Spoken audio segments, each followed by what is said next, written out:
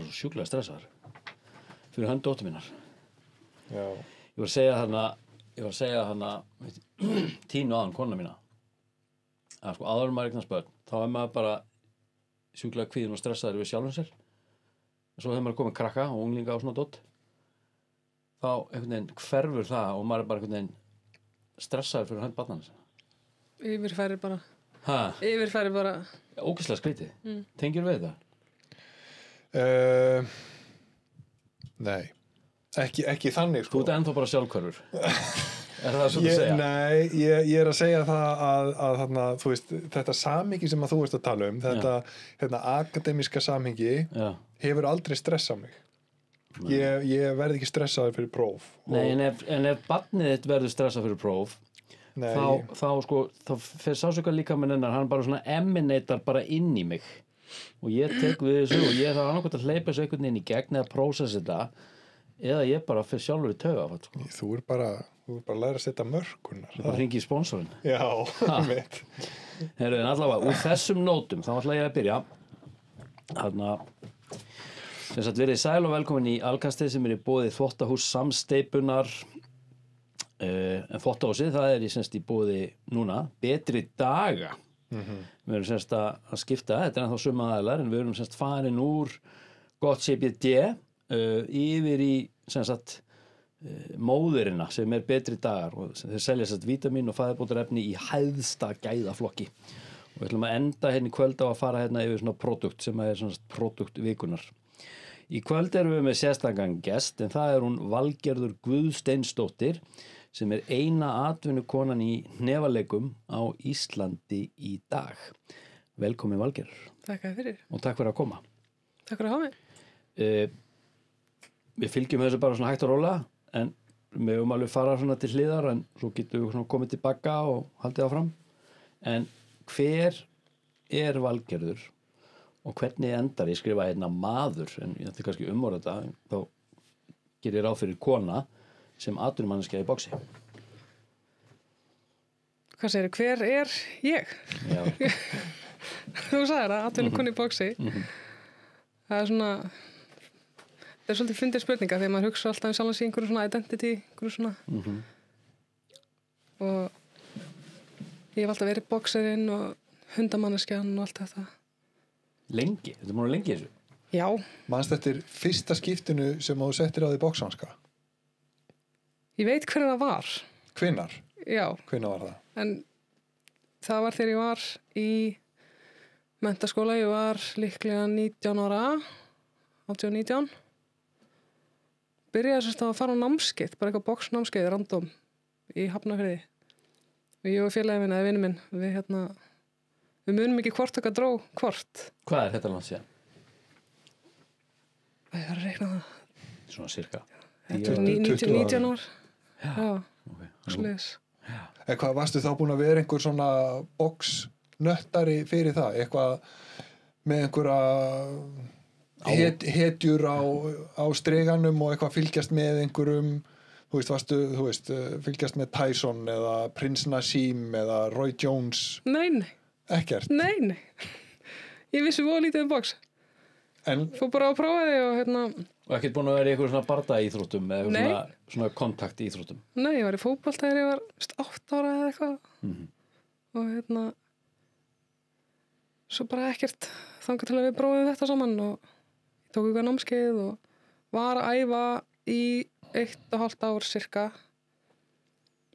og hætti þarna 20 og fyrir ekki að æfa box aftur fyrir en 24 ára. Gerði ekki til millitíðinni nema enga svona íþróttahreyfingu.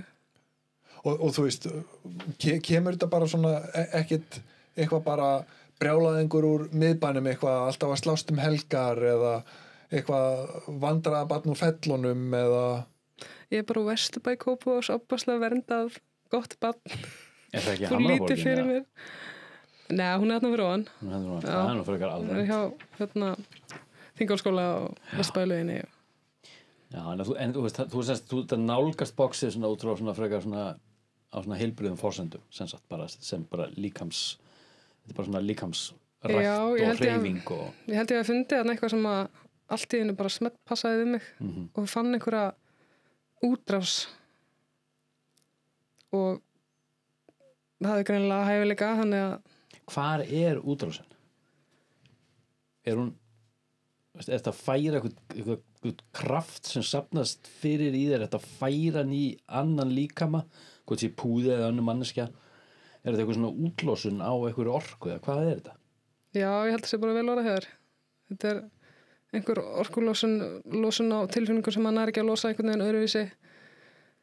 Og svo er þetta líka svolítið, að því að box er svo rosalega svona, það tengir svo mikið huga líkama, þú þarft að þú kemst ekki annað að, þú þarft að boxa þú þarft bara bæði í útrás og þú þarft líka að vera að hugsa sérstaklega á móti einhverjum örum, kannski að þessu eru þess að púða á svoleiðis, en þú ert alltaf með einhverja, þú ert alltaf on bara tímaleysi aðra hugsanir nákvæmlega komast ekki af og ég held að það hefði svolítið fundið mig í því. Já, þetta er einmitt, þú veist, ég meina, ég æfði júdó í mörg ár og þegar maður er einmitt, þú veist, í glímu þá er maður ekkert einhvern veginn að velta fyrir sig bara, hvað er nú að við matinn í kvöld eða, þú veist, ég hefði nú átt að segja þetta þarna í vinnunni í gær eða, þú ert bara alveg á staðnum í augnablíkinu á meðan, sko, þú veist, þú ert út að hlaupa eða út að hjóla eða eitthvað svoleiðis, að þá einmitt, sko, hefur tíma til þess að sleppa huganum í eitthvað svona einmitt á meðan þetta er mitt svona og kannski flýrð svolítið í það bara einmitt allavega eins og ég nýkomin hérna ég var að hlaupa úti núna ég er bara með því leiðilega sem ég geri en þá einmitt þarf ég að vera að hlusta á eitthvað því að annars bara ég renn ekki pæla í það að ég hlaupa þannig að þú þarft að hlaupa já það er bara bara hluti bara til þess að vinna vera með þól til þess að vera í bardaga það er maður sjúklega mikið þól til þess að vera í boxi já, mjög og þarft sprengi þól þarft svona langþól ferði í svona mælingar veistu eitthvað þú veist eins og þarna VO2 max og eitthvað svoleiðis svona, aldrei farið í svoleiðis nei. Eða þú veist hámarspúlsinn hjá þér eða einhver svona mjólkursýru mörk eða eitthvað svoleiðis nei, ég hef bara aldrei farið í einhver svona mælingar þú veist, ég fylgist með púlsinum stinn á milli á æfingum með mæli og hérna ég tek svona, veit ég hvað boltskor er svona öndunar andar bara venlega, andar út heldur í ráðanum, hvað getur haldið lengi áðurinn fer að fá einhver viðbrögð svona mælieining á já, semst það er eitthvað takkibúnar sem mælir nei, bara getur gert það sjálf, getur bara googlað þetta eftir og prófað þetta okay. þannig að þið gerir bara svona sjálf hefur þetta þá með eitthvað svona eiginleika fyrir súrefnismettun eða þannig en ok, sko, þú byrjuði að æfa box hvað líður langur tími þar sem þú actually ert farin að setja hnefann á þér í andlitið og annarri mannsku og hvernig tilfinning var það í fyrsta skipti sem þú fyrsta eða sem þú fórst yfir þessa línu og mér langar að ræða þetta líka svolítið sko. Mér finnst þetta svo sjúklega forðanlegt en hvað leið langur tími? Það var bara mjög fljótlega. Ég fór átt að byrja þetta námskeið hérna til að prófa með félaga mínum og efinum mínum og úr því förum við í Nefnileikafélag Reykjavíkur þegar það var í Faxafinni og þá byrjuðu bara æfingarnar, bara drill með félaga. Þá verðum við saman að gera eitthvað ákveðið, vitið þú veist þessi er bara að gera þetta, þú svarar svona sem að leiti svo út í spar sem er bara æfingabox. En þá eru þið með grímu, eða ekki? Jú, grímu. Alltaf með góma, svo grímur. Já. Og hérna stærri hanska, þú veist, þegar maður er á móti einhverjum í sparri. Svo kefti á þessu tímabili held ég 3 svar. Ef ég á erfitt með að svara einhverjum svona spurningum, lengi að hugsa, þá var það bara því ég hreinlega af ákveðnum ástæðum man ekki alveg allt frá þessum tíma, sko. En þegar þú fer að keppa, þá eru þið bara strax ekki með grímur. Jú. Þið eru með grímur, því núna sá ég eitthvað svona myndbandaðir þar sem þú varst að boxa við eitthvað og þá voruð ekki með grímur. Amatör áhugamanna box sem er leyft á Íslandi og er keppt í hérna. Þá voru svona höfuðlífaðar bæði á stelpum og strákum. Það er svolítið síðan að það voru teknar út hjá strákum. Ég man ekki hvort það er yfir 19 ára eða x marga bardaga. Hérna á Íslandi? bara allstaðar, það var bara alþjóðlega samtökin stjórnuðu þessu Já. og stelpunar eru ennþá með hlífar. Af hverju? Ég veit það ekki. Ég finn ekki svarið við þessu, ég finn ekki lógist svarið við þessu. En er engin rök fyrir því? Ég meina, það hljómar hálf bjánulegt að... Já, það bara ljóma mjög bjánulega og er mjög bjánulegt.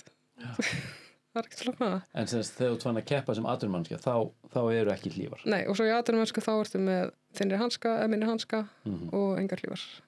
Já, og svo bara góm. Bara góm. Hvernig er að kýla aðra manneski í andlitið sem er ekki með grímu eða svona hlíf framan í sér? Í bardaga er að gegja. En hérna á æfingum og svona þá hérna það er bara allt yfir skýr, maður er bara að hugsa að bæta sjálfa sig, maður er hugsa það sem maður er að gera sjálfur, þetta er ekki eitthvað útráð einhverjum öðrum eða allavega ekki mín tilegi. En þegar þú ert í þessum móti, sko, þú ert að keppa við eitthvað og þú ert náttúrulega hann sem íþróttamanneskja, þú ert með þolið, þú ert með snerpuna og þú ert með höggkraft og hvað þetta allt er, en getur boxari í keppni á einhverjum tímapunkti leyft sér að fara inn í, sko, er þetta reiði eða árása girnd, er það rétt orðið? Ég meina, getur þið leyftir að fara í heift þegar þú ert í barda? Er þetta heift? Nei. Þetta er ekki heift. Nei. Það eyðileggur fyrir manni. Það eyðileggur Það fyrir þegar að þú ert ekki að hugsa skýrt. Þú ert eins og þjálfarinn minn segir, þú þarft að vera með heitt hjarta en kaldur hérna uppi. Til að geta verið strandiskur, til að geta hugsa skýrt. En sko það er náttúrulega samt sem áður örgulega mismunandi, það ekki, þú veist, ég meina, það er ábyggilega sumir sem eru bara að, þú veist, bara berjast hræddir. Þú veist, nota bara óttan sem hvata eða, þú veist, eða eins og Gunni er að tala kannski að berjast reiðir eða, þú veist, og svo kannski einhverjir aðrir sem eru bara hérna uppfullir að gleði og kærleika og þakklæti og eitthvað bara svo hamingjusöm að fá að, þú veist, nota þetta tækifæri að koma inn í hringin og berjast. Já, velkilega. En samt þegar þú ert í barda þá verður að hafa stjórn á tilfengun. Af hverju ferðangað, hvað drífur þið áfram, það er annað.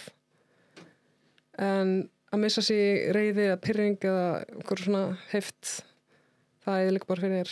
En hvað með sambandið milli andstæðinga? Myndast eitthvað svona tilfinningarlegur strengur á milli þeirra? Er þetta kærleysríkt samband með að ná því stendur? Nei, ekki fyrir að loka bjallan hringir. Nei, það er ekki þannig. Oft er þetta persónulegt, sérstaklega á boxara, að hafa verið eitthvað að kýta svona hvort sem það er promósjonal, tilbúið leikrit eða ekki. Þá er oft svona eitthvað persónulegur rígur eða eitthvað, en það þarf samt að setja geima það fyrir það hringin á meðan. Er það? Já. En þú, svo, maður það er bara mín skoðun. Já, maður hefur samt séð fullt af, sko, boxurinn sem eru bara, þú veist, talandi, bara stanslaust líku við, í bardugum. Já, það er taktík. Já. Það er alltaf rugglega í haustum aður. Já. Byrja þig, fá þig til að detta út úr sóninu. Þinni taktík og þínu... Þú notar það ekki? Nei. Hefur þið verið beitt á þig? Já, svona einhver smáleiti. Það var einhver sem var eitthvað að rála þarna í hringnum, en ég hlust ekki á þetta. Af því ég veit okkur henni að þessu skilur. Já. Þetta er til þess að koma þér út takti. Láta þig gleyma hvað það er að gera. Hver þín strategi var og er.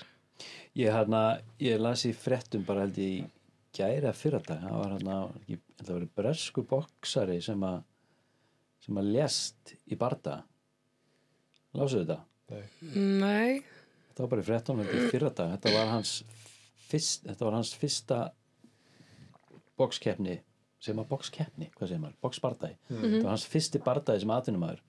Það var í London eitthvað staðar og hann bara í hringnum? Já, hann var dó. Já. Og hérna spyr ég og ég var nú búin að skrifa þetta handrit hérna áður, sko, þú veist, ertu aldrei hrædd að þú mögulega getur, sko, slasað andstæðinginn, sem sagt, númer 1. Veist, ég meina, veist, fólk hefur dáið bara að því að fá högg á sig og það er mögulega eitthvað undirliggjandi sem bara eitthvað tekur við og þetta er bara sjúklega sorglegt. En veist, hvernig myndir boxara svona, hvernig myndir takast að lifa með því að hafa slasað andstæðing alvarlega eða lífsættulega eða svona örkumlan? Ég hef alveg velt þessu fyrir mér því að maður hefur séð þessi atvik þar sem að einhver hefur fengið slæmt högg eða á hnakkan eða eitthvað verið undirliggjandi og einmitt tilhugsun að vera valdur að þessu er hræðileg. Já. Þó að báðir hafi farið inn með allar sínar læknisskoðanir og vottorð í lagi Því höfuð er svo viðkvæmt. Sko. og sjálfviljur inn í ring. Það var örugglega bara skelfilegt og ég veit ekki hvort að ég sjálf myndi geta haldið áfram eftir svoleiðis. Nei. Ég veit það ekki. Það er náttúrulega örugglega ekki hægt að svara einu svona eins og spurningu. Nei, það held ekki.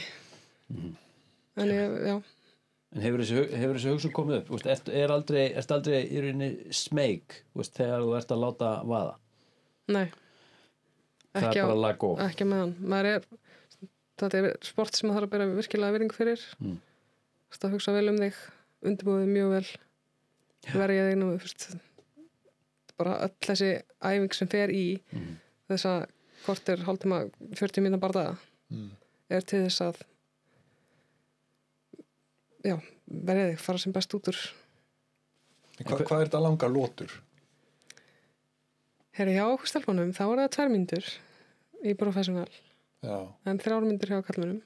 Akkur. Og í titilbardaðum er það 10 lótur hjá okkur en 12 hjá þeim. Hvernig stendur þessu? Ég veit það ekki. Þetta er eins og aðan, ég bara get ekki svarað þessu. Ríkir ekki svona almenn samstaða innan, hvenna stéttarinnar að þetta sé frekar fáránlegt eða? Jú, það hlýtur að vera umtalað. Jú, það er svona flestar af þeirri skoðun og það eru sumar farnar að berjast 3 mínútur og ekki langt síðan það var tillibardagi 12 lótur. Það er svo sem alveg gerst í fyrir þó nokkuð mörgum árum. Kann þekki ekki alveg söguna en ég fór að svona skoða þetta út af því sem að var í umræðinu núna á liðnu ári og meira segja ein sem er margfaldur meistari í dag hún neitar að keppa fyrir ákveðið samtök af því þeir vil ekki leyfina að keppa 3 mínútur 12 lótur og hún sagði bara þá keppi ekki fyrir ykkar belti lengur. Kannski eftir bara að standa saman og fara í verkfall. Já, verkfall, ég held að við myndum bara tapa því.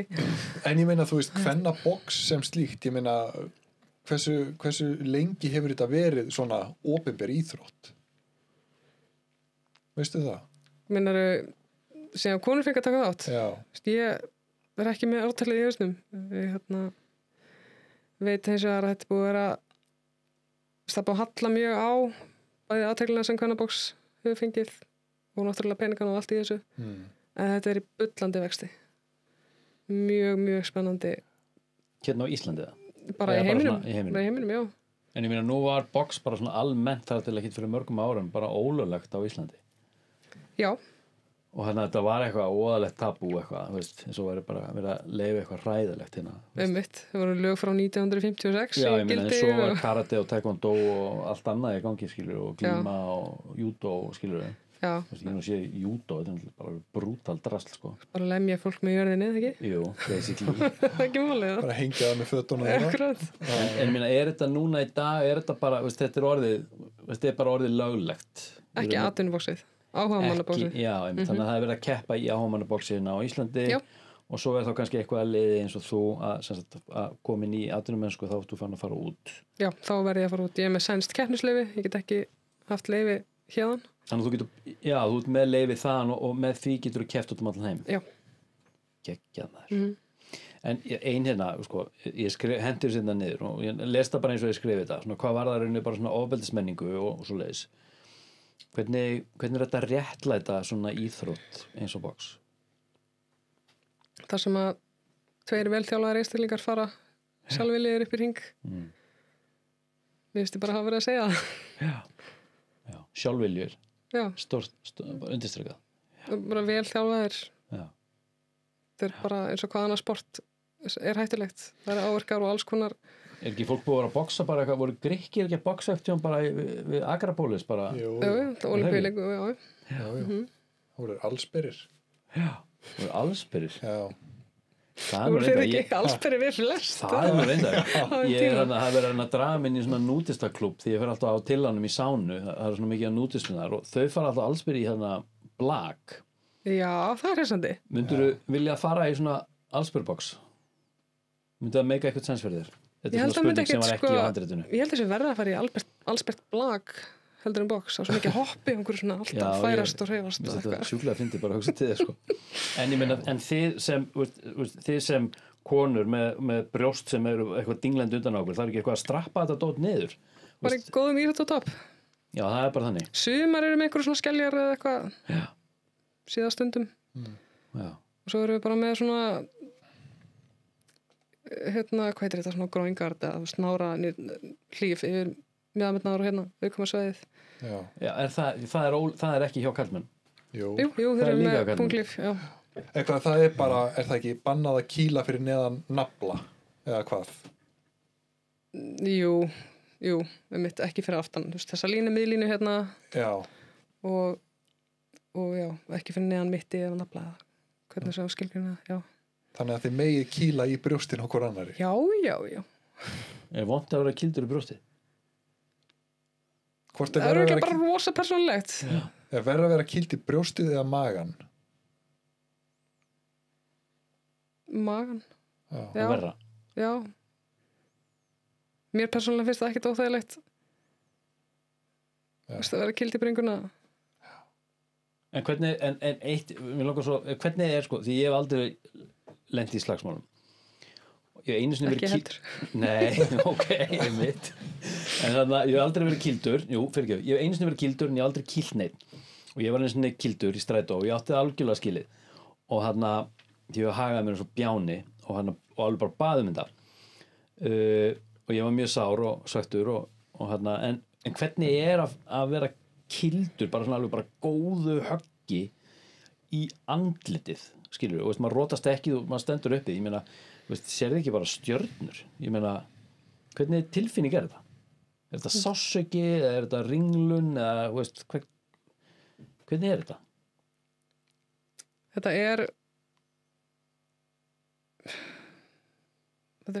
er spurning. Ef maður lendir bara alveg bara bam, bara alveg bara pummar á þig. Í bardaga þá er maður bara að hugsa næsta múf, verið sig áfram. Það er bara, þú bara gefur ekki Þetta svona slæmt tíma. högg, surviva, fara í það sem maður er búin að æfa, viðbröðin sem maður er búin að æfa. En hvað, er það, þú veist, mikill sársauki, svona einhver líkamlegur sársauki, eða er þetta meira bara svona lost sem að fylgir þessu? Ég hef upplifað þetta aldrei sem sársauka. Ekki að vera kild, þú veist, jú, þetta hefur maður fengið högg í leirina og maður finnur svona sting og eitthvað en þegar maður er bara í barða það er þetta ekki sársauki, það er svo mikið í gangi, svo mikið adrenalín, það er svo mikið. En hefur lendið að vera blóðguð? Eða veist, skurðir og svona dót? Í barða hef ég fengið lítinn skurð, já. Og svo var ég skölluð í nefið. Það hlýtur að vera óvart. Það var, já, þegar ég vona það. Og þá fekk ég smá blóðnasir. Og var með Cutman í hotninni sem að tróði uppi með svona pinnum og reddaði því bara. Já. Þannig að það var ekkert fúlan blóðnasir eða neitt. En hvernig er þetta, þú veist, í svona bardaga, hvaða fólk ertu með í hotninu þínu? Ég er með þjálfaran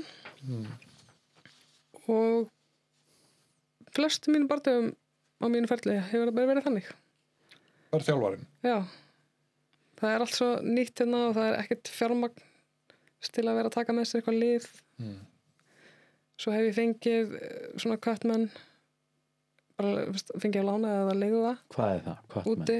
Það er svo sem að oft svo sem sér að teipa þær hendurnar og svo sem að sér að græja bólgur og skurði og alls konar farsóttar og bara próf í því. Já, þannig að þú veist, maður sér stundum að þá eru þið með eins og einhver járn og eitthvað svoleiðis og eitthvað að setja, hvað er það? Það er bara kalt stál. Jú, og bara til að færa bólgur eins og það er auga, þú veist, ítaði frá svo það skikki ekki á sjónina.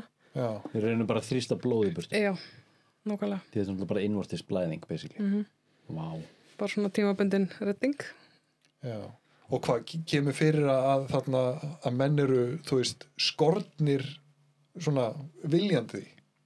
Þú veist, nafnið Cutman. Kemur það út af því að, þú veist, að þeir hafa... Við sjáum að skera... Ef það koma skurðir, skilur við.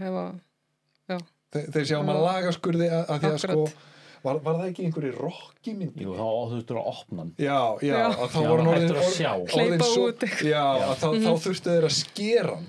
Já, nei, Það er kannski svolítið dramatískt. það er rosa þegar týst höfðu. Þetta segja að Rocky hafi farið með rámt mál hann. Alls ekki Nei. Biblía. Hann vann Óskarinn fyrir þessa mynd, sko. Já. Ertu búin að Já, sjá ég hana? veit. Ertu búin að sjá Rocky? Rocky? Já, Ertu búin að horfa á hana nokkur sinnum? já, í gegnum tíðina, já. Geggjum Tvær mynd, eða eitthvað. geggjum mynd, sko. Hvað er ekki hérna Rocky 1, 2, 3, 4, 5? Nei, það komið meira. Já, ég held það. Já. Ég held ég að sé 3 ár. Nei, Já, og svo er líka Rocky mynd þar sem hann er bara þjálfari, sko. Já, og svo er skilur komið þarna spin-off sem er þarna Creed. Já, Já. einmitt. Já, það er spin-offið. Það sem að hann Mhm. er orðinn þjálfari hjá syni Apollo Creed. Já, En hvað er það? Ég elska að horfa á hérna boxmyndir og svona. Mér finnst það sjúklega skemmtilegt. Þú veist, því það er eitthvað í manni, eitthvað svona primatíft eðli sem maður einhvern veginn bara tengi við. Kona mín tengir ekkert við þetta, nei, en mér veist þetta alveg bara, ég vaki eftir bördugum og sama með hérna, með svona svona MMA-barda, mér finnst þetta bara alveg, það er bara eitthvað í mér sem bara vill sjá þetta, þetta er sjúklega spennandi. Og þá kemur þetta hérna, sko, upplifur eitthvað svona tengingu við eitthvað primatíft sem sagt, element í þér þegar þú boxar, sko, og augljóslega sækiru í að sigra í þessari íþrótt, en hver er þessi drifkraftur til þess að vera í þessu sporti? hjá mér er þetta bara einhver ótrúlega upplifun þegar þú ert aðlapinn í hringinn. Það er bara einhver takki sem er ítt á og ég bara, ég fer að brosa, það kemur allt bara geggju orka upp. Er þetta ekki bara Og gleði. adrenalín? Þetta hlýtur að Jú, vera jú. rosalega mikið adrenalín og dopamín streymi, Já. sko. Mér var svolítið fyndið sko þegar ég var í amatör. Það var kannski aðeins öðruvísi andlegu ástandi en mér fannst bara ekkert gaman að keppa. Og ég fór bara í blackout, ég myndi ekki neitt, ég bara fór í svona autopilot. Og svo gerði bara- stressuð þá? Já, gerði bara það sem að líka var búin að læra. Var ekkert að, þú veist, ég var ekki svona intelligent boxari Nei. þá. En eftir að það var svona bara ótrúlega góð tilfinning. Hvað gerðist þannig mildið? Bara þegar ég fór, þú veist, þegar bardaginn var on, þá einhvern veginn fór ég bara svona eins og út líkamannum held ég, eða Já, en bara- hefur þetta eitthvað breyst? ég mildi já frá því. Já, Já, fyrsti atvinnubardaginn minn var í litlu gemi, geggjustemning, þjætt setta af fólki og ég náttúrulega vissi bara eiginlega ekkert hvað ég var að fara út í. nei. Svo kom lagið mitt á sem ég valdi 10 mínútum áður eða eitthvað og ég fór bara að brosa eins og fáviti og ég bara, hvað er að gerast? Bara, ég á ekki að vera að brosa, veist, ég er að atvinnum bara það, hvað er ég að gera? Fullt af fólki að horfa á þig? Já, og svo bara eftir því sem að veist, ég fann orkuna frá fólkinu, stegin í hringinn, sá anstæðinginn, þá bara, ég var bara frosi bros, ég gat ekki eins og reynd, þú veist, að ekki brosa. Og það hefur bara fyllt mér í öllum nema einum barda á ferlinum. Bara Hvaða lag ótrúlega var þetta? skipting. Þetta var hérna, hvað heitir það, In This Moment með ég man ekki hvað heitir Pig eða eitthvað. Þeir skulle bara tala hérna Úlfinn og Grísuna 3. Já. Bara gott rock. Ertu alltaf með Gæla sama sem lagi? syngur þetta? Nei, Skiptir með það? já. Bara eftir hvað hefur verið hvernig kallað á mig í undirbúningnum fyrir bardagann. Og ég líka vil ekki hafa eitthvað ákveðið lag alltaf fast til þess að veist, hvað ef það lag klikkar? Hvað ef að þeir viljandi skiptum lag eða eitthvað? Eins og með Gunnar Nelson. Já, þá, ég vil ekki vera búin að æfa líkamann hugan í því að já, þú veist, þetta lag kemur ekki að þá vantar eitthvað. Já, einmitt. Þannig að og það lag sem að er í gangi núna. Geggjað, þarna En stökkið frá amatör yfir í atvinnumennsku. Hvernig hvernig gerist það? Hvernig ég fer út í atvinnumennskuna? Já, af því að ég meina þú talar að þú, svona, virðist ekki hafa notið neitt sérstaklega mikið að keppa sem Nei. áhugakona. Nei. En síðan, ég meina, hvað gerist? Akkur ákveður að þarna bara fara all in í þetta? Ég var sem sagt skráð á ACBS sem mjög stort mót í Svíþjóð, amatörmót, og við fórum þarna hópur á það og ég var búin að ákveða að hætta. Bara ég tek þetta mót og svo hætti ég. Bara þetta of erfitt, þetta tekur of mikið á sálina, ég ekkert nógu góð í þessu og svo kemur svona vikan fyrir mót og ég verið hundlasin, hélt ég kemist ekki eins og í flugvélina og hafði það samt og gat gist hjá vinkunum minn sem bjó í Göteborg þá, sem betur fer að ég ekki gist á einhverju sturtuklefa gólfi eins og hinir og tók bara trammið á milli og svaf upp í rúmi á vinkunum minni með kísur og kósi. Kefti þarna, mann stöðu 2 eða 3 bardagar og vann gullið á svo móti. Og myndi náttúrulega ekki eftir bardagunum, ég var að segja það bara, Svo kom ég heim og melti þetta, svo hugsaði, ég fór út með enga trú á mér, búin að ákveða að hætta, var ekki búin að vera að æfa þetta af alvöru, ég var svona, sem var ekki mjög svona consistent eftir tímabilum bara. Svona ákveðið hálfkák bara. Já. Og ákvaða að prófa að sjá hvað ef ég æfi þetta af alvöru, hvað get ég gert. Og það var ekki mikið verið að fara erlendis þannig þá og mjög erfitt fyrir mig að fá bardaga. Ég held sem einhver 11-12 bardaga amatur og 2 eða 3 ámatur sem stelpunni og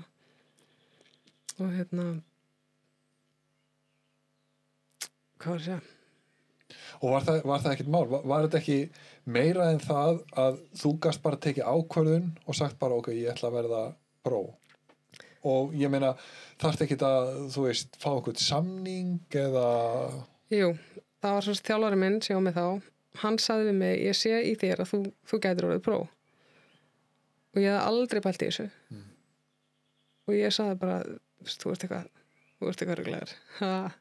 Ég pró, litla ég hérna heima og prófið bannað í Íslandi og hvernig ætti maður að fara því og það kom bara þessi típiska hugsun, maður hugsa alltaf allar hindrannar og ég hafði enga trú á mér í þetta sjálf, en hann sá eitthvað sem betur fer og hann talaði við hann Guðjón Vilhelm sem að er bara mjög virtur dómari og dæma mjög mikið erlendis og með góð sambönd. Hann þekkir Svíana vel og þá var hann Kolli náttúrulega orðin pró og þannig að það var alveg fínt fordæmi þannig að þeir treystu þó að þetta væri einhver stelpa með 12 amatörsbardaga á Íslandi sem að vildi hafa pró-læsins og það er þá Gauja að þakka að þeir gáðu mig leyfi og svo svo var fyrsti bardaginn minn í Svíþjóð fyrsti próbardaginn en að vera pró að taka þetta stökk hvað þýðir það? Er þetta þá orðin í rauninni bara full time job fyrir þig? Þetta er bara orðin, þú ert ekki að vinna neina aðra vinnu samhliða þessu? Jú, þetta er full vinna æfi mjög mikið en það er ekkert upp úr þess að hafa eins og er þetta er bara útgjöld þetta er bara útgjöld þannig að þú þetta reyðaði þig á sponsa frá fyrirtækjum og já, algjörlega ég er að vinna 60% vinnu og svo er ég að vinna á sjálfur mér með hörbulega næringu sem er búið að redda mér alveg og og svo er ég að æfa og ég er að vinna eins mikið og ég get til þess að hafa nóg en eins lítið og ég get til þess að geta eftir meira. Hvað æfirðu mikið á dag? Einu sinni 2 á dag 6 daga vikunar venjulega og svo náttúrulega núna í svona kampi að undirbúningi fyrir bardaga þá er þetta tölvört og hvað eru að tala meira lengri session 3 klukktíma æfingar þá? Já, ég er að æfa oftast klukktíma fyrir vinnu mótana og svona 3 tíma í einu þegar ég ekki, þá dagar sem ég vinn ekki svo er ég vinna æfa eftir vinnu æfa helgar bara raða þessi kringum Þetta er ekki mjög fjölskylduvænt nei Þannig ertu að æfa hvað, kannski svona 20-30 klukkutíma á viku? Ég hef ekki tekið þetta saman í dag er þetta 2 tímar bara klukktími fyrir og eftir vinnu En hvernig æfum maður fyrir þetta? Hvað, eins og fyrir vinnu á mótnana eru að tala um að fara í rektina eru að tala um að fara í sem sagt, á boxæfingu Ég fer á 3 æfingar á mótnana Já. og svo er það box eftir vinnu á kvöldin og helgar og þessa daga sem ég er ekki að vinna þá er það bæði þrek og box bara í einu sessioni kannski hálftíma klukktíma pása á milli æfinga Jesus Þetta er stuð Þú er aldrei þreytt Jú en ég hugsa vel ég næri mig vel með góðar endurheimtar æfingar leggja áherslu á svefnin Talandi það Ég er með þetta hjá mér Já, ég fekk Vilmundur Sigurðsson Ulladínu kongur Íslands Já. sem kom nú til okkar í þvottáhúsi á sín tíma og breytti lífi mínu hann benti mér á þig og þú ert að notast eins og þú segir heilbrigðan lífstíl og mataræði og fæðubót og annað og öll möguleg úrræði eins og heilnæmar svefnvörur og hvað með þessar ullar svefnvörur ert þú komin inn í ulladínunar núna? Já, ég er búin það langt síðan eða? Það er rúmt ár okay. 1,5 ár Já. Það var bara instant munur Já, ég segi það sama og hvað breytist? Ég hætti að svitna á nóttunni svona, ég fannst bara orðið eitthvað skríti ég sagði bara, hvað er þetta komið hvað er að gerast og ég var alltaf svona stíplu í nefinu þegar ég var að fara að sofa hann laðist á kottan og líkið smá stund og þá stíplaðist ég og ég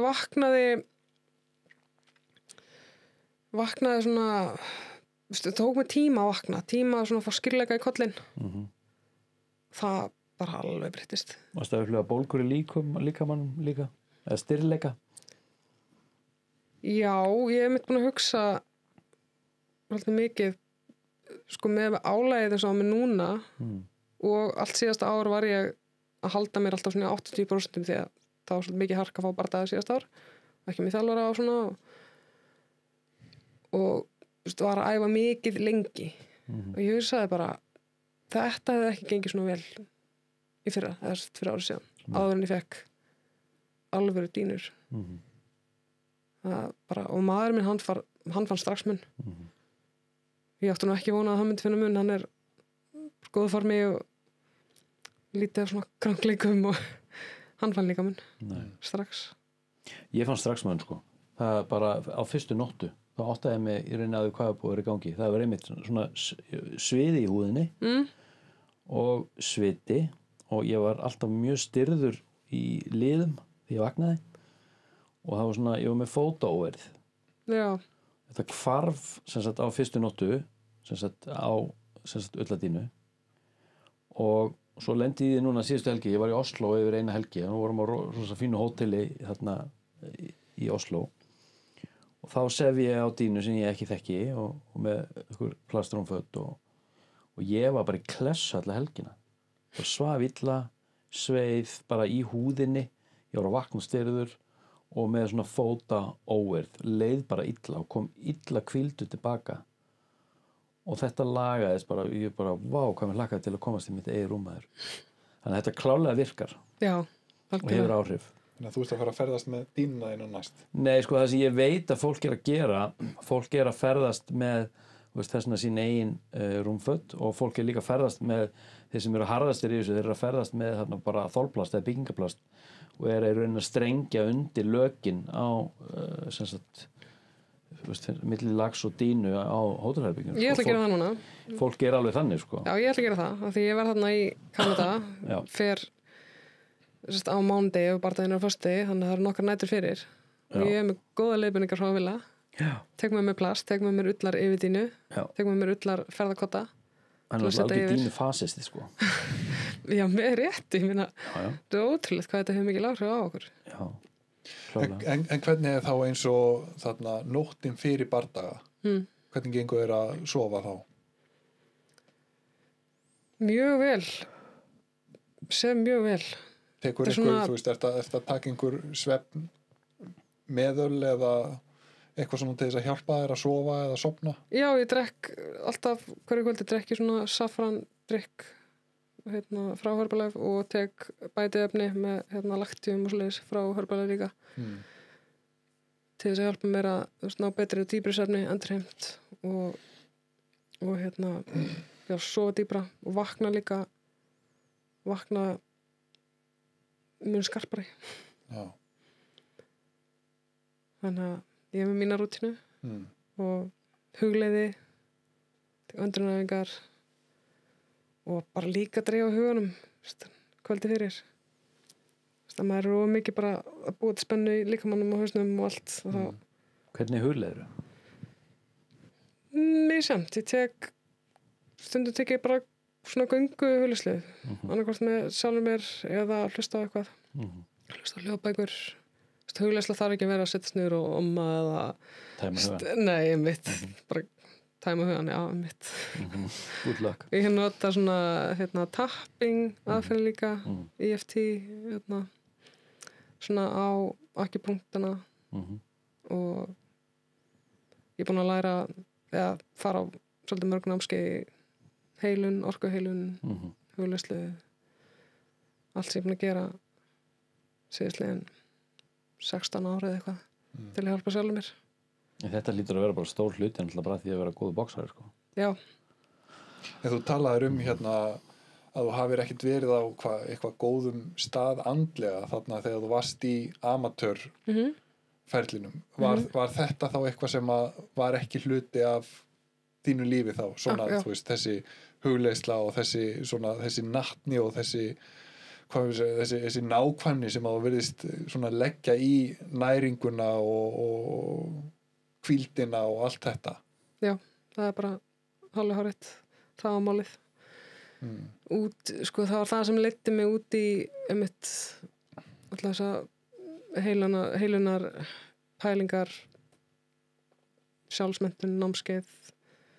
Það var að komast að betri stað andlega. Og svo eru 11 ár síðan ég tók næringunni gegn. Bara þegar ég þurfti það heilsunum vegna. Ég veist, ég á með 6 baka og var ekkert að þannig. Já. En heilsan var í rúst, sko. Hvernig þá? Bara rosalega lélegt ónæmiskerfi sem er að hluta til út á andlegu heilsunni, þetta helst allt í hendur. Mjög mikið mígrini andlegu vanlegan og já, veist, ég segi þetta bara einhver kvefaði og fekk kvefið að hnerraða á Fáskursfirði eða eitthvað, þá var ég lasinn, skilur við. Þannig ég þurfti að gera eitthvað, prófaði alls konar aðferðir þangað til ég fann það sem virkaði fyrir mig. Þegar ég loksins sagði á við vinkunum mína eftir að vera búin að blóta í Sandaösku þegar hann var að reyna að biðja mér þetta hörpulega og eitthvað.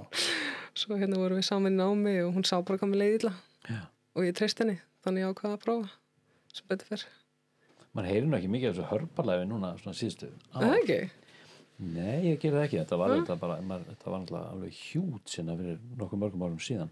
Já, þegar landið opnaði eða vöruhúsi og svona. Já.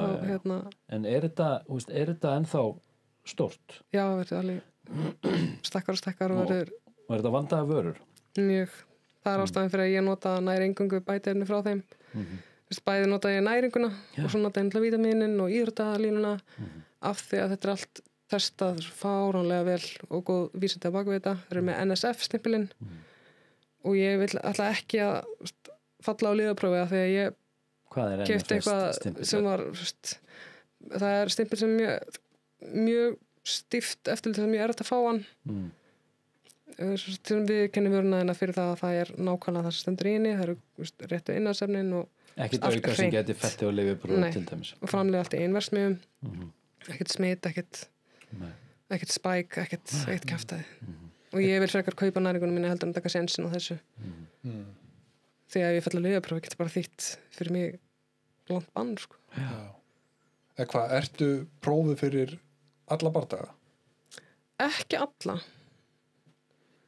Það svona flesta prófuð fyrir og eftir og svona oftast var það bara beint eftir, bara leiddur út úr horninu, beint með Bara í pissupulver? Já, að pissa og hella pissunniðinu fram og tilbaka og Og hvað er það að testa í svona bardagum? Fyrir hverju? bara fyrir framistöðu bætandi Styrum og já. Ég mitt, það var ein sem að fjall eftir bardagan okkar, fjallun á prófi. Já, eins og þú boksaði? Já, ég vann. Varst þú að berjast við einhverja djúsaða þá? Já, hún var svo sagt, já, hún fjall á lífaprófinu eftir bardagan, kom í ljós að hún var á styrum. Þannig að hún Sem var á að útskýra styrum það af hverju og hún tapaði. gat staðið í lappirnar, það var bara ótrúlegt. Af hverju? Varstu búin að berja henni eins og harfisk? Ég var búin að slá hana niður og hún rataði ekki hornin sitt á milli lota og þú veist, undir velum kringstæðum henni lungu farið stoppað sko, við búið. Þannig ekki bara laga hann mig hættu heldur sjálfa sig. Og er þá fólki eins og þessi tilfelli eru það að nota bara svona hefðbundna, bara svona, hvað heitir þetta, svona bara anabóliska? Já, ég bara, þú veist, ég er ekki náðu klári í einhverju svona efnafræði eða nöfnum á þessu öllu. Þetta hefur aldrei verið freista þín á einn enn eitt nátt? Nei. Því nú við tókum viðtalið hérna við hana held ég Ragnhildur eitthvað stóttir. Hún er hérna vaxtarta kona kom hérna í þvottáhúsi á þessum tíma. Raka nagli, eða ekki? Nei, ekki raka nagli. Nei. Hérna, það stólið úr mér. Allavega, hún er alveg bara helmössu sko. Hún er alveg bara, veist, hún er fjall sko. Hún keypti vaxtarætt og Íslandsmeistari 100 sinnum og hérna, hún semst talaði um það hérna í stólunum sem hún situr í að hún hefði notað í rauninni stera á ábyrgan hátt alveg bara í 10-15 ára eða eitthvað. Og þú veist, og með að við svona hvað hún var að segja þá svona hálfpartin svona mikrodósa á þeim sko. Og hún seldi mér þessa hugmynd, mér finnst þetta frábær hugmynd. Ég er alveg bara virkilega opinn fyrir því að taka stera ekkert hjá hann. Já. Þegar ég er aðeins eldri sko. Ég meina heldur þess ekki að nota svona efni eins og veist, stera eða HGH eða eitthvað á bara svona ábyrgan hátt. Eflaust hægt að nota margt af þessu átt til að bæta einhver hluti svo testosterón til dæmis og mjög náttúrulega já, vinsælt eða hvað ég segja. Ég veit að maður minn hefur stundið verið að hugsa hvort það ekki sett að mæla þetta en það virðist bara ekki vera, læknar vilja ekki mæla þetta á Íslandi. Nei, jú, minn gerir það, ég þurfti að segja hann að gera það. Já, ok, ég þarf að fá einhver tips þeir viljast ekkert gera þetta. Ég er að segja hann það, ég vil fá þessa mælingu og bara til þess að vita hvað maður stendur. Akkurat, það er máli sko, að vita stöðuna og hvort þú geti gert eitthvað til þess að því þetta, eins og bara með fallandi testosterón magn eins og hjá kallmönnum, þetta er bara orsök af burnouti sko. Menn breytast bara í einhverja búðinga og svo er það bara eitthvað vælandi í fósturstellingunni og botna ekki neitt í neinu í alvörunni. Já, bara andleg heilsa tengist þarna inn líka. Ég meina eitt sameiginlegur vinur, alvöru dúddi sko, það var bara allt í hennu bara orðin eitthvað eins og búðingur. Og hann fer og hann mælist í gildunum 3 skilur sem er bara eitthvað fáránlega lágt sko þegar meðalmaður er kannski svona 15-16 eða eitthvað þetta er bara lífsættulegt menn eru bara að offa sig þarna skilur og svo fær hann bara sprautu núna á 6 vikna fresti og hann er bara svo hímenn sjúklega góðan gír. En hann er náttúrulega að tala bara allt annað handleika af þessu en það að nota þessi efni til þess að sérstaklega íþrótt eins og boxi þar sem þú getur virkilega gert skaða og eins og ég sagði líka þess vegna á sjálfið þér. Mjög óábyrgt. Það finnst mér að það er bara ekki leið sko. Auðvitað er þetta gert. Eitt sem hefur náttúrulega verið sko alveg bara vandamál og komið illa við mikið af boksurum og bardagafólki, það er þarna niðurskurðurinn að ná vikt. Já. Og það er fólk náttúrulega að nota lyf líka til þess að, þú veist, vassræsa sig og eitthvað alls konar dótar í. Stúta nýrónum og... Já. Að sko, þarna, þú veist, mér var nú kennt að maður ætti nú aldrei að spyrja konur hvað eru þungar. En þú veist, ég meina, hvað ert þú að kötta mikið fyrir bardaga? Svona, með við það hvað þú svona gengur dagstaglega og síðan í hvaða, þú veist, í hvaða flokk ert að fara að keppa núna næst? Ég er að fara að keppa í 61 kíló, eins og sagt mínus 61,2. Flesti bardagar mínir hafa verið í mínus 59. En ég held mig líði betur í 61 kílói og svona miklu náttúrulega þyngd fyrir mig. Fyrir ég bara dúlaði mér niður að því ég hafði góðan fyrirvara núna bardaganum. Hvað þarf þetta að losa þig við mikið til þess að komast í svoleiðis form? Nú er þetta venjulegum kringumstæðum. Núna var ég að skáfa mér 4 kíló, bara hægt og rólega. Hvernig gerir maður það? Hreinsaði matræðið. Ég er að segja það. Já, sko matræðið mitt er eins í grunninn, af því ég er búin að skapa mér svo góða venjur. Ég er að fá nóga næringarefni, ég er að fá nóga próteini, ég borða fjölbreytt. Já. En svo bara fær maður sér, þú veist, og mikið af því góða, eða köku og eitthvað svona, þú veist, venjulega. En þegar ég veit ég sem barða, þá bara ekkert óþarfa, ekkert Þetta eitthvað svona makrósat eitthvað svona? Já, þá skrái ég allt inn í dagbók. Þá fylgist mér alveg öllu sem ég er að setja ofan í mig, skráða það niður, bæði til að vera vakandi yfir því og til að læra því. Og já, núna var þetta bara voða þægilegt og ég er löngu komin í þyngdina og undir sem ég þarf að vera í. Hvað varstu þú lengi að taka þér 4 kíló til dæmis? Núna svona 5 vikur, 6 vikur kannski. Já, bara því að ég gerði það rólega. Fyrst ég ákvaði að vera, það lá ekkert á. Þannig ég bara svona trappa þetta niður. Já. Þá gæti ég alltaf verið að borða nóg, liði vel, nóg orku er að æfa. Og engin ástæði til þess að drífa sig eitthvað niður. Bara... En hvað eru bara 2-3 kíló á milli þyngdaflokka? Já, þetta er alveg, það hljómar ekki mikið, en þegar að fólk gerir mitt að skera niður, rosa margir sem að nota bara vaskvött, þá getur munurinn í barða verið áður þá sem við viktast inn, það er alveg oft nokkur kíló upp. Já.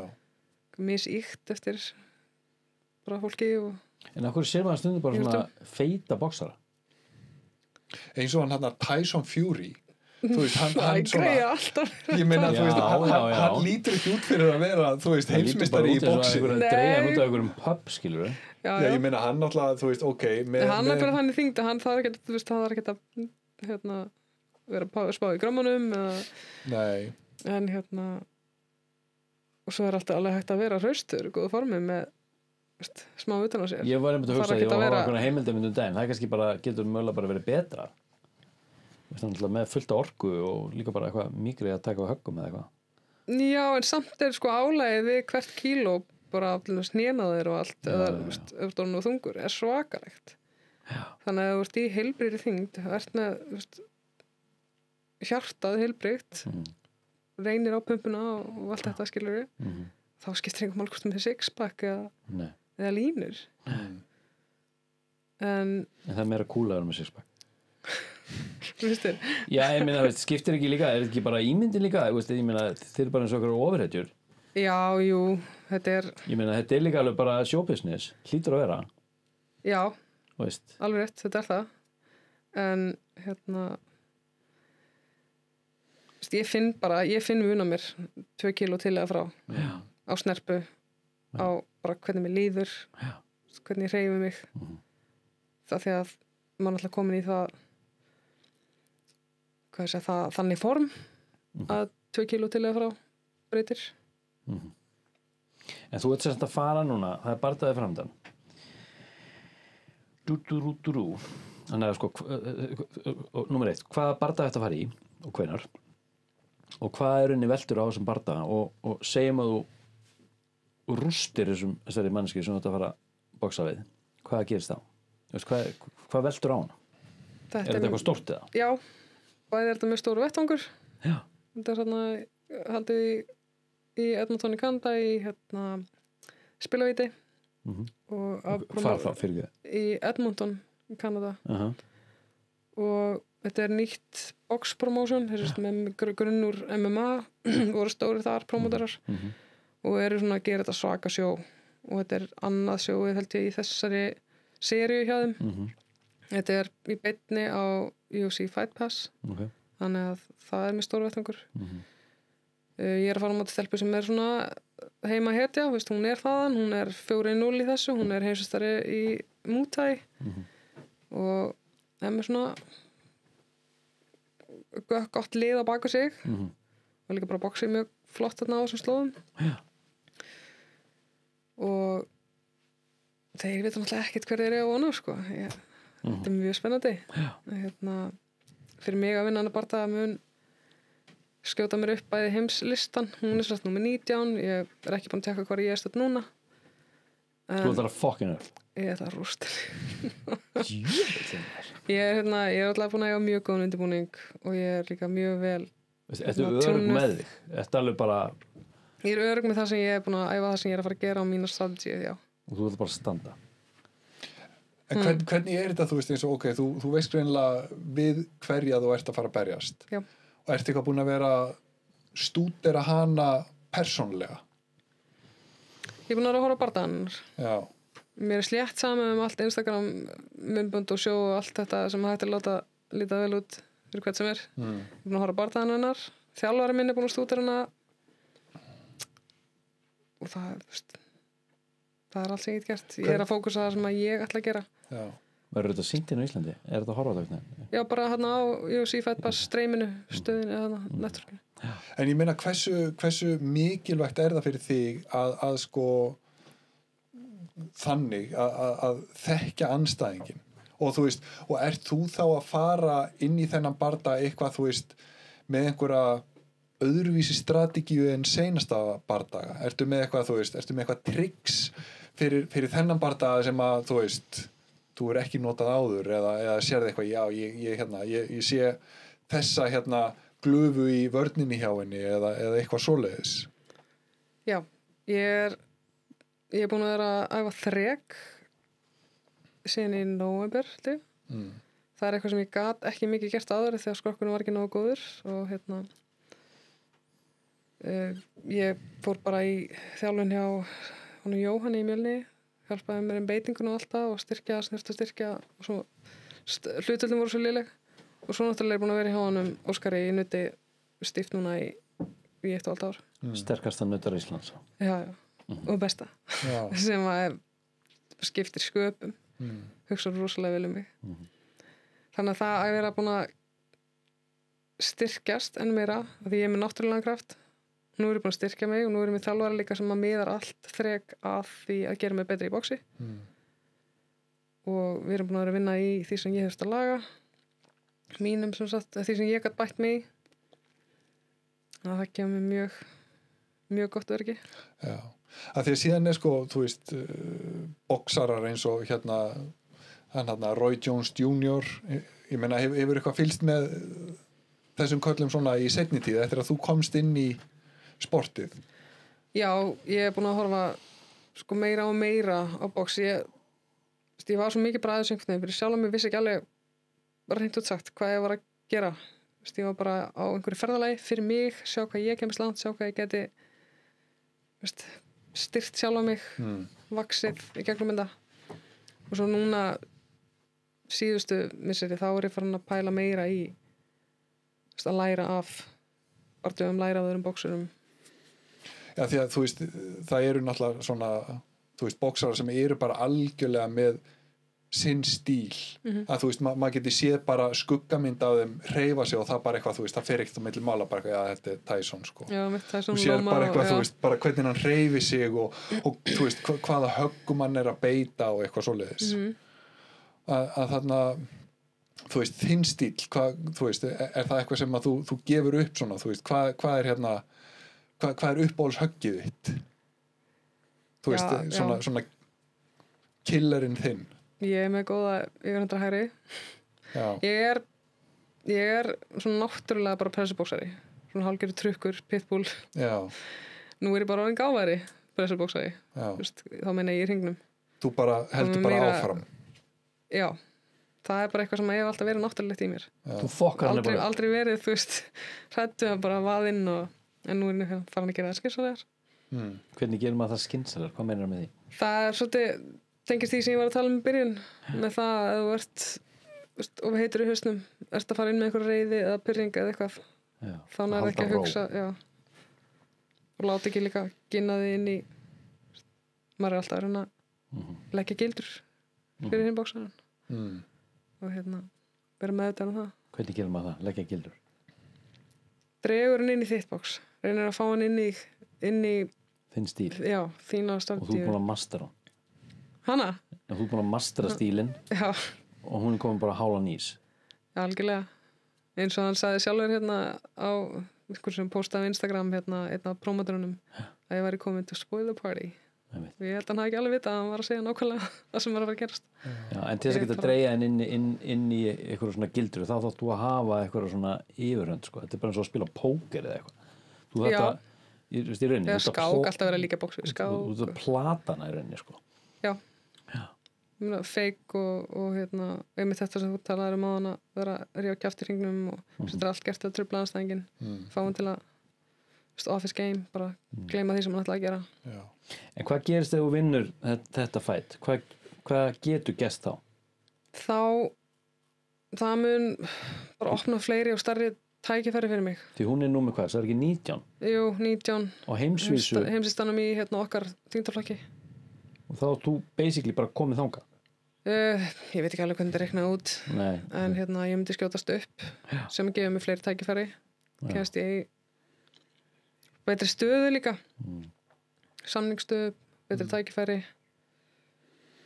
En boxið hefur nú svona í gegnum tíðina verið svolítið, hvað maður að segja, svona svolítið monkey business. Það sem að það hefur verið hérna svona kannski ekki alveg heiðarlegustu mennirnir á bakvið þetta og svona eitthvað dularfullir samningar hérna, þú veist, í kringum hringinn og fyrir bardaga og eitthvað svoleiðis. Prómoterar hafa ekki verið að standa sig, þú veist, verið að fara illa með boxara bara basically. Er þetta eitthvað sem að þú tekur eftir? Já, ég hef lent í því líka. Hvernig þá? Þeir kannski lofa hlutum og ein frægubardagi sem að fyrir mér og vinum mínum. Það voru 2 vinkonur sem kom með og maður minn kom með og hérna fórum til Noregs. Þeir voru of seinir að sækja okkur á flugvöllin. Þeir komu á litlum bíl. Ég fekk ekki herbyggi sem að ég átt með aðstöðunni sem ég átt að fá.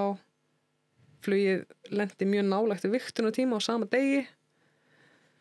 Þeir letu okkur gestaboksarana gista á einhverju hræðilegu hostelmóteli meðan þau voru bara á fínu hóteli niður í bæ.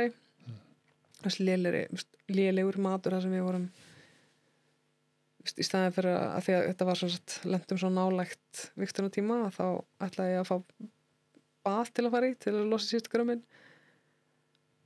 En ég þurfti að fara í einhvern notaðan svitakala í almenningsgufu þar sem þjálfarinn gat ekki svona komið með inn að þetta var kvenna og allt svona. Þeir gerði allt til þess að láta mig líða illa. Já, ok. Sko, alveg bara þetta var bara meðvitað. Já. Því þú áttur að tapa. Já. Það er fucked up. Það var á móti 10-földum Noregsmeistara í amateurs og hérna með 200 okkar bara þar. Það var held ég annars próbardaginn hennar. Og taparu? Tapa á stigum. Já. Og mér minnir að það hafi verið eini bardaginn það kvöld sem að fór allar lóðunar. Já. Því þetta var alveg sett upp til þess að það var ekki fallegt. Nei, Jesus. En maður læraði þessu, helling. Er það ekki? Já. Lesa fólk og aðstæður. Já, líka bara já, að vera tilbúin. Ég farið í bardaga það sem að þeir ætluðu að skella á mig einhverju þú þarft að fara hérna inn í borgina sem var löngkensla til þess að retta einhverju augtesti og bara dróði það upp, þá hef ég gert það til öryggis og verið með að prenta með mér bara nei, ég er með þetta hér fyrir ekki fett það er alls konar svona eftir þess að ferð meiri stærri prófíla og verið stærri þá er ýmislegt hægt að gera verið að passa hverju þú tekur við missa vassflaska getur verið búið að eiga við, það er alls konar alls konar spilling og rugl og leiðinlega heiti. En hvað með þarna sko, já eru peningar í þessu? Eða verða peningar í þessu? Það geta verið það. Getur kvenkyns boxari verið þarna orðið milljónamæringur? Það eru mjög fáar en eins og ég sagði hann að þetta er að stækka, við erum að fá aðteklina sem við hefum skilið að því við gefum drulli skemmtilega bardaga og það eru fyrirmyndir eins og einn sem heitir Amanda Serrano sem er líka bara klár business kona, búin að koma sér í góð sambönd, búin að semja vel, búin að og er bara mjög góð boxari og vinnur hart að því og einmitt hún sem að bara þess að þerkja mínalóður 12 lótur og hérna það svona það að ríða brautina, það að hjálpa okkur að fá það sem við hefum skilið. En þarfst þú ekki að vera svolítið grimm í að redda sponsorum? Jú, mjög. Hvernig gengur það? Ég var heppið með fyrstu bardagana mína bæði Guðjón Vilhelm síðan endaðan, hann hjálpaði mér rosalega vel að stað og ég fengi borga fyrir nokkra af þessum 11 bardagum sem ég hef keppt, það ég fengi einhvern smottari fyrir 3 eða 4 annars er þetta bara kostnaður og útgjöld og sérstaklega eftir COVID þá var maður ekki búin að fá bardaga í 2,5 ár, klikkaði alltaf eitthvað og ég sagði bara við umbóðsmanninn sem ég er búin að vera með núna síðan, 2020 sagði bara venn, er þetta hingað ekki lengra ég vil fá bardaga í hausti á þessum tíma, mér er sama við hvern á þessu þyngdabili, bara nú látum við þetta gerast og það var svona í fyrsta skipti sem að ég virkilega fór að leita mér að sponsorum að því mér finnst þetta ógeðslega óþægilegt ég er ekkert fyrir aðhygli ég er feimin Því maður kemur einhvern veginn og finnst þess að maður þurfa að selja eitthvað að huggeggjaða hugmynd Já, líka verið, ég er að selja mig bara hjálpaði mér þegar ég er svo frábær þetta er ógeðslega súrt þannig að það tekur alveg á líka En þarna, segjum svo þú vinnir þennan barda, er eitthvað svona trúnaðmál ég meina, hvað færðu fyrir svoleiðis barda, fyrir sigur? Já, þannig allt bara í samningum en ég fæ nú Sleipur þetta á milljónum með það? Nei, ég þetta er bara rétt til að halda mann á núlli með allt sem maður er að leggja í þetta með kostnaðin sem er lagður út og með sponsorunum, með frábæra sponsorum núna og já þetta er stundum hugsa maður akkur maður að þessu hvað er það sem drýjum maður áfram á hverju er þetta þessu? Minn ferill er búin að vera kannski óöfbundin er þetta að segja því ég er náttúrulega fyrsta og eina ennþá atvinnukonan og vera á Íslandi, eyju erfitt að komast í góð tækifæri, góða þjálfun og allt þetta þannig ég hef alveg verið að taka áhættur en ég hef líka verið að því að ég vildi koma mér á sjónvarpsviðið sem hefur alveg skilað sér algjörlega sína hvað ég get og þá ég hef fengið bara því ég gef mjög gott sjó og ég vil bara sjá hvað ég kemst langt stýra þessu fyrir mig Finnst þér eitthvað skipta máli þú segir þú ert fyrsta og eina eins og er að bara að ryðja brautina líka bara fyrir aðrar yngri stelpur ég meina það hljóta, ég veit að það er alveg í bunkum sko að æfa box, ég meina það hljóta að horfa þið sem bara eitthvað guðinju í þessu samhengi ég vona þessi hvatning og fyrirmynda einhverju leiti allavega í þessu þannig að það hvílir á hvernig ábyrgð á þau kannski já auðvitað gagnvart sjálfu en líka bara gagnvart sportinu og stelpum innan sportsins já, gerir það ég veit ekki, ábyrgð mann til að setja líka bara ábyrgð eins og segja á sjálfa sig maður setur pressu á sjálfa sig maður vill ganga vel koma vel fyrir standa vel að þessu og einmitt reyða brautina sína hvað við eigum góðar íslenska stelpur í bóksinu eins og sagði, þær eru þarna sérstaklega eftir að þetta var líft á Íslandi og krakkar gátu fyrir að byrja á bóks krakkar gátu fyrir að byrja ungar, ekki 19 eða 24 eins og ég En hvað, nú ertu örugglega að æfa með hvað meira strákum en stelpum já og þarna er það mjög ólíkt að boksa við stráka en stelpur í svona almennt já það er svolítið ólíkt þeir eru nú er að manda hvernig ég segi þetta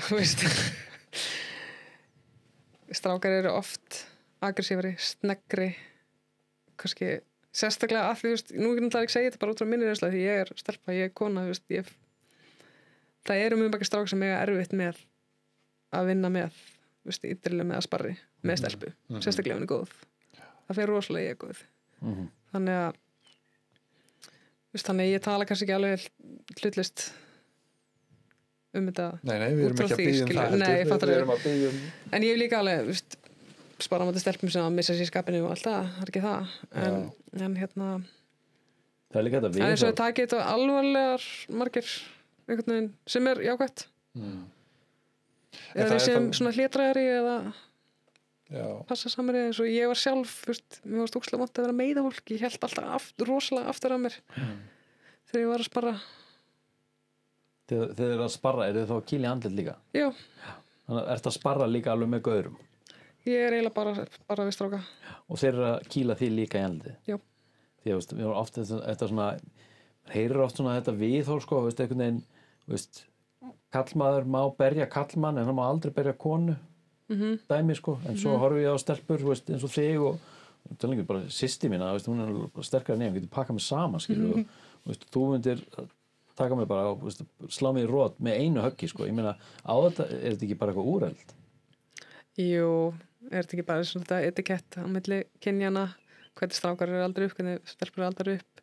Veist, líka veist, að við sem minnumáttar og þá með gera vondu við stelpur út af því og maður ekki bara koma fram við náungan þannig, skilur ekki, bara stjórn á kynjum. En strákar hafa veist, oft, eins og segið, þeir eru oft sneggri með bara öðruvísi byggðir, öðruvísi hlutallega vöðaþráðum, allt þetta. Mér finnst geggja að spara á móti strákum af því að mér finnst það meira challenge, veist, ég bara læra Það ókslega lítur að draga þig alveg ansi langt sko, Já, sem íþróttamannski. Já. sérstaklega strákana sem ég er búin að finna sem er veist, góður að vinna með. En svona þetta snerpa versus power að hérna sko ert þú frekar að einhvern veginn stílinn á snerpu og kannski þá vinna bardagan á stigum eða ertu að, þú veist, leita að hérna róttökinu? Hvort er svona Sko, rótök getur verið löflétt en ekki að slappa högg sem þú sérði ekki. Þannig að rótök er ekki alltaf öflugast að höggið já, eða bara hitta rétt á lifrina. Skilur þessu viðkomu svæði. Ég er náttúrulega höggþung og sterk byggð og núna er ég búin að bæta mig líka í snerpu og hraða og sprengikrafti. Þannig að ég er mjög spennt að finna útkominu því. Og já, svaraði ég spurningunni. já. Hvenær er þessi bardagi sem þú fari í? Hann er á föstudaginn eftir viku, 24.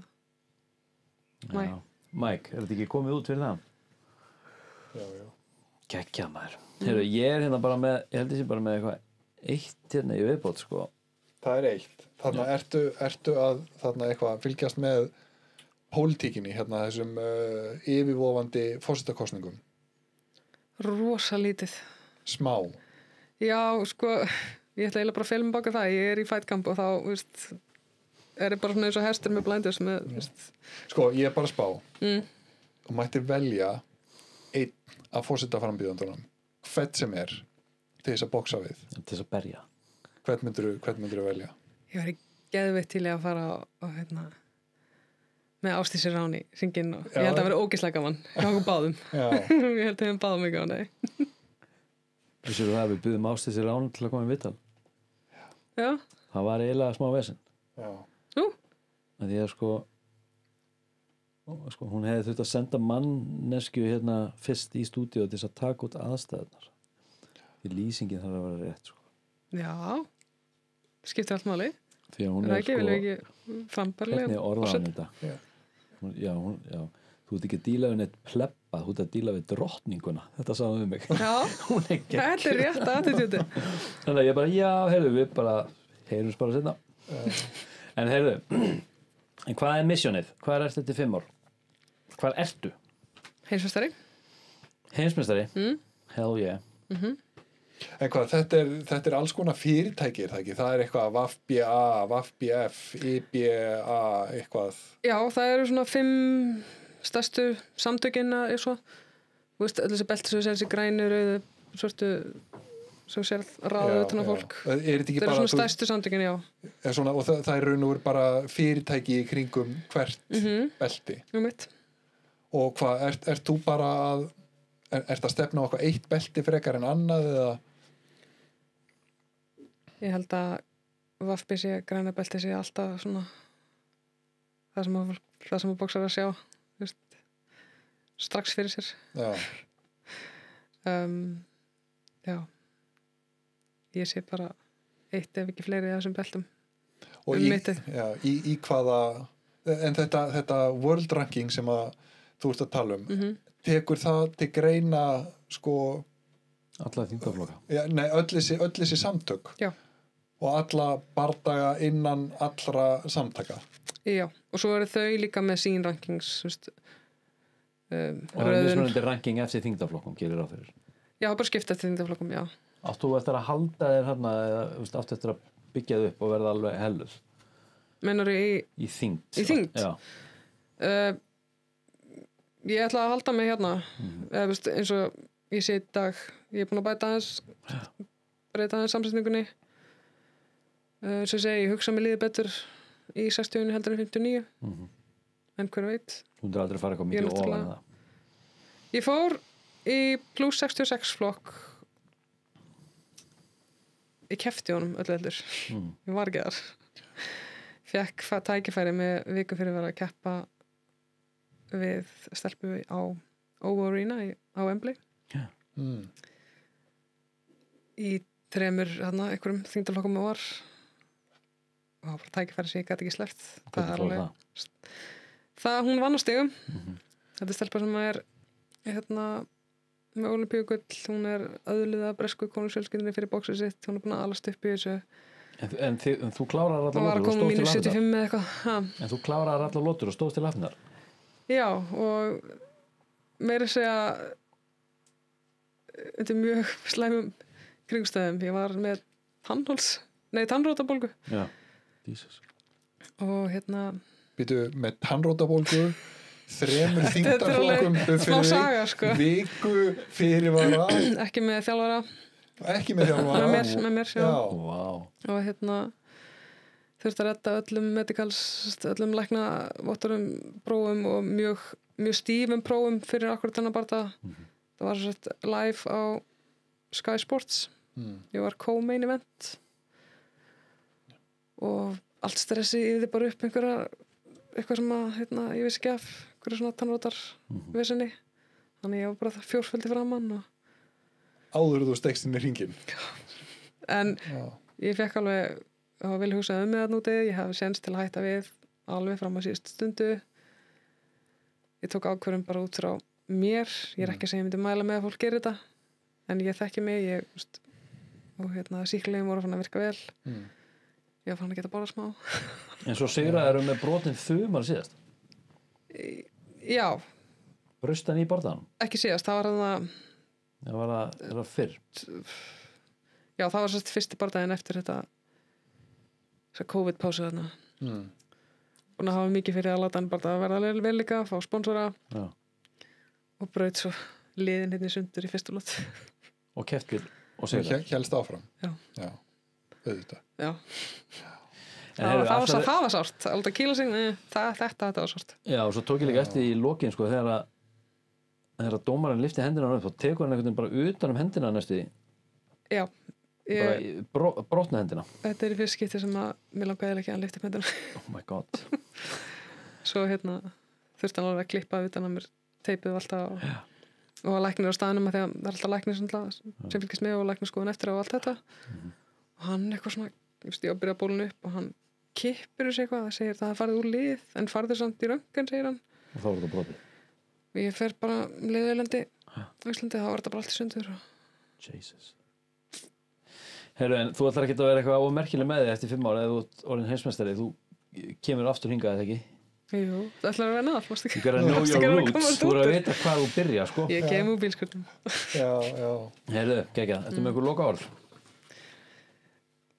Nei, bara takk fyrir að taka mútið mér. Geggjað að fá þig.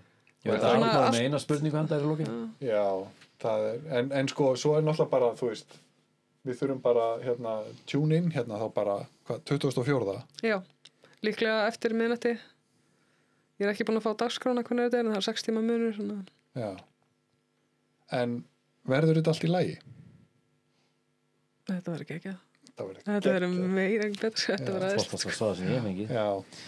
Herðu, takk fyrir að koma. Já, takk. Gangi þér vel. Og þú rústar þessu. Ég efast ekki það. Herru, ég ætla að fara með smá texta og við erum það eru betri dagar þetta er netverslun og hefðbundin verslun. Hefðbundna verslunin er hérna upp í Urriðahólsstræti frá IKEA og þau selja bætiefni, snyrtivörur í hágæðum, vítamín og svona dót og CBD og svona. Og við erum hérna með mánaðarskamt sem Arnór var að fá hérna í hendurnar og ætlar að prófa næsta mánuðin. Ég er búinn að prófa þetta í 2 daga og ég var bara í gær og í dag eins og einhver hefði bara, þetta var bara svona svolítið eins og einhver hefði bara sett svona gramm af svona spýtbombu upp í raskatið á mér bara á morgni til, sko. Ég var í rosalegu stuði bara í hádeginu, sko. Þannig að þú mælir ekki með því að taka þetta fyrir svefnin? Jú, þetta var nei, alls ekki fyrir svefnin. Ég tek þetta á mótnana.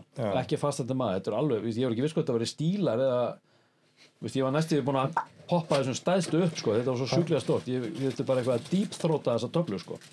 Þannig, ok, þetta er bara mánaðarskammtur af bestu fjölvitamínum og bætiefnum hérna í einu pakka. Þetta er 30 daga kassi.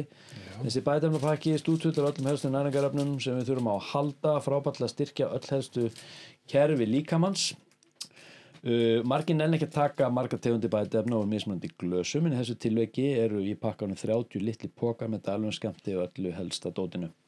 Ég meina, þetta er bara þú veist, þetta er bæði vítamín og morgumatur. Þetta er eiginlega morgumatur, sko. Já. Þú veist, það eina sem ég er að bæta við þetta, það er tonkat alið og ashwagandaði. Annars er ég góður. Sko, utan á kassanum er þetta að finna allar upplýsingar öll þessi efni, en þetta er sem sagt, ég ætla að lesa þetta upp.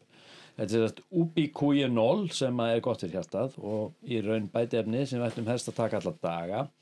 Í hverjum daglegu skammti líka super omega 3, EPA, DHA, fiskiolja sem er mikilvæg fyrir liði líkamanns og heilastarfsemina, E-vitamin fyrir húðina og K-vitamin, ég heldur þetta að þetta væri ketamin, það hefur verið geggjað, en K-vitamin er ágætt, það er gott fyrir beinin og blóðið og svo Magugard sem er gott fyrir augnheilsuna og Saffron sem styrkir ónæmiskerfið okkar, það er Curcumin Elite sem er öflugt gagnvart bólgum í líkamanum og svo eru öll þessi nauðsynlegu bætiefni sem við þurfum daglega að halda eins og A-vitamin, C, D3, E, B1, B2, niacin sem er geggjað, B6, fólat, B12, jóð, magnesium, zink, selenium, mangan, króm, inositol og bioquercetin og það síðasta, já það er þetta síðasta geggjað fyrir meltingun og niðurbrot. Ég hef aldrei verið með betri hæðir og öflugt fyrir ónæmiskerfið.